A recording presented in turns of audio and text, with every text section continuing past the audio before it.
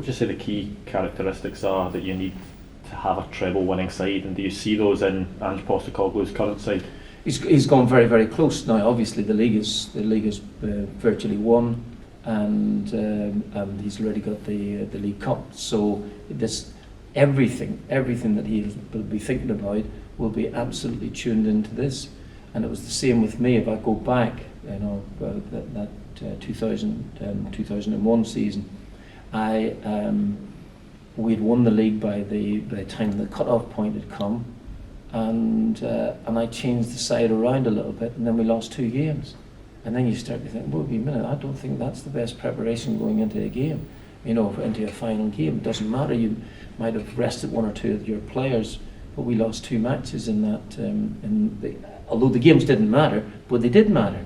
And then suddenly you start to think, well, wait a minute, hold on. The players might not just be going in with the same degree of confidence that they would have done had you been continuing to win. So all of those things start to trigger your mind a little bit. But I think the point is really clear here. Really clear. This is a big game, obviously, for both clubs. But if you're asking me in terms of, it's nice to be going into a game having won 2 trophies before that. I think that you'll feel not so bad. Confidence is obviously a major point in these games. Postecoglou's pretty much been linked with every Premier League job that's been going over the past few months. I think Chelsea was the latest one. There was talk down south that he was on their 4-man shortlist. Is that just natural given the success he's found over the last couple of years? Absolutely, yes. I wouldn't. I think that he is so popular now with the fans. I think that, I don't want to speak for him, so he might step up here and do an interview and say I'm talking nonsense. But I'm sure he would like to have, Champions League coming up. They had the experience of it last year, and I'm sure that that he would want to go again in that one. So I hopefully he's going to be around for a wee while.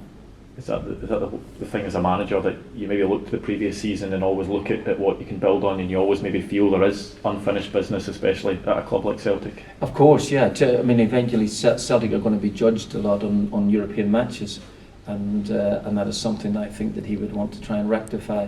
Last season, they played a number of games. I thought they played quite well in a number of the matches.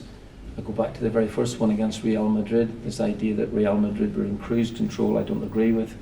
And even though they go on to win the Champions League, which is fantastic, had Celtic scored first, which they could have done easily in the game, it might have set a different pattern for the rest of the matches.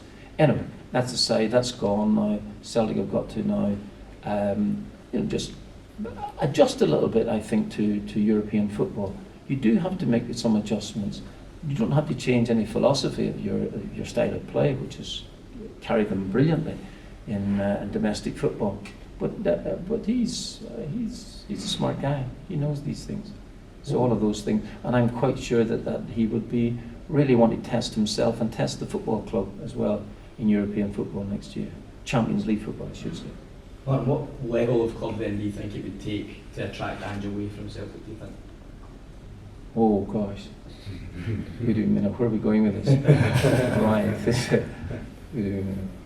It'd have to be a sizable club,